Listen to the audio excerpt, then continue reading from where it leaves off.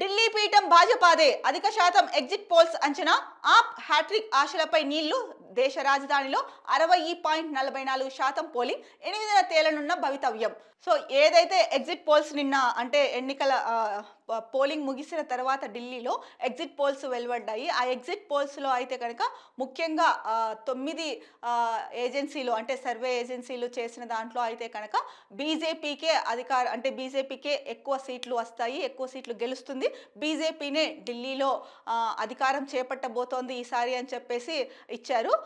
తర్వాత ఆమ్ ఆద్మీ పార్టీ ఏదైతే కనుక ఆశలు పెట్టుకోందో ఆ ఆశలు అడి ఆశలే అన్నట్టు చెప్తున్నారు ఇక్కడ న్యూస్లో.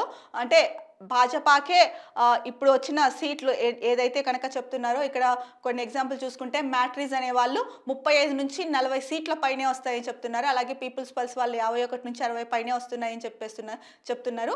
ఇలా ముఖ్యంగా చాణక్య స్ట్రాటజీస్ వాళ్ళైతే 39 నుంచి 44 సీట్ల పైన వస్తాయి అంటున్నారు. ఇక పోల్ డైరీ 42 నుంచి 50 పైన వస్తాయని చెప్తున్నారు. విప్రీ సైడ్ అయితే కనుక 46 నుంచి 52 సీట్ల పైనే బీజేపీకి వస్తాయని చెప్తున్నారు.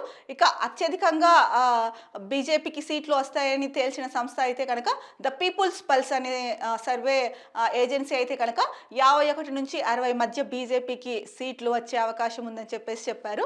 మరి ఆమ్ ఆద్మీ పార్టీకి చూసుకుంటే కనుక కొన్ని సంస్థలు 10 వస్తాయని చెప్తున్నారు, కొన్ని సంస్థలు అంటే 10 నుంచి 19 వరకు వస్తాయంటున్నారు, కొంతమంది 18 నుంచి 20లోగా ఇట్లా చూసుకుంటే కనుక 32 నుంచి 37 మధ్యలో ఎటు చూసినా కూడా 40 సీట్లు అయితే కనుక ఆమ్ ఆద్మీ పార్టీకి వచ్చినట్టు అయితే కనుక ఈ 9 సర్వేల ఏజెన్సీలో అయితే కనుక ఎక్కడా లేదు.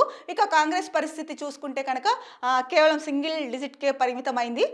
1, 2, 3 ఇలా ఇంతకంటే కూడా ఎక్కువ రావు. కొన్ని చోట్ల అంటే 0 వచ్చే అవకాశం కూడా ఉంది అన్నట్టు ఇచ్చారు. కాకపోతే ఇక్కడ కేకే సర్వే గురించి ఇవ్వలేదు.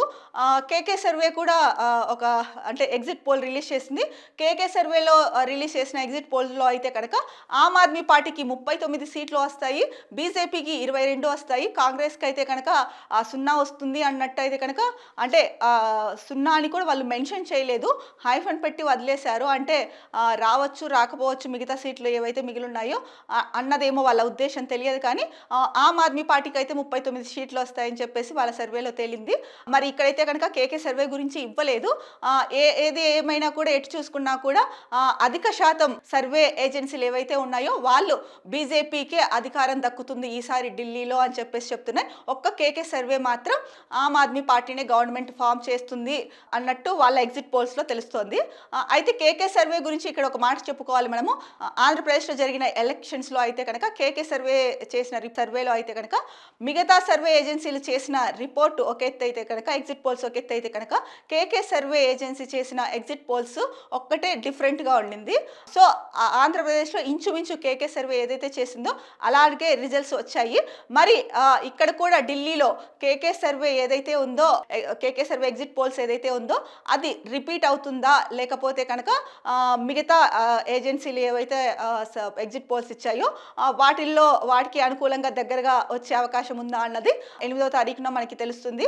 సో ఆ రోజే ఎవరు గెలుస్తారు, ఢిల్లీ పీఠం ఎవరికి దక్కుతుంది, సో ఎన్నో ఏండ్లుగా 27 ఏండ్లుగా ఢిల్లీ పీఠం పైన జెండా పాతాలి అని చూస్తున్న బీజేపీకి దక్కుతుందా, లేకపోతే ఈసారి కూడా మేము హ్యాట్రిక్తో ముందుకెళ్తామని చెప్పుకుంటున్న ఆమ్ ఆద్మీ పార్టీకి దక్కుతుందా అన్నది చూడాలి. ఎందుకంటే ప్రధాన పోటీ ఈ 2 పార్టీల మధ్య. సో కాంగ్రెస్ చూసుకుంటే గతంలో 15 ఏళ్ళు పాలించినప్పటికీ కూడా ఆ తర్వాత సడన్గా కాంగ్రెస్ గ్రాఫ్ అయితే పడిపోయింది ఢిల్లీలో.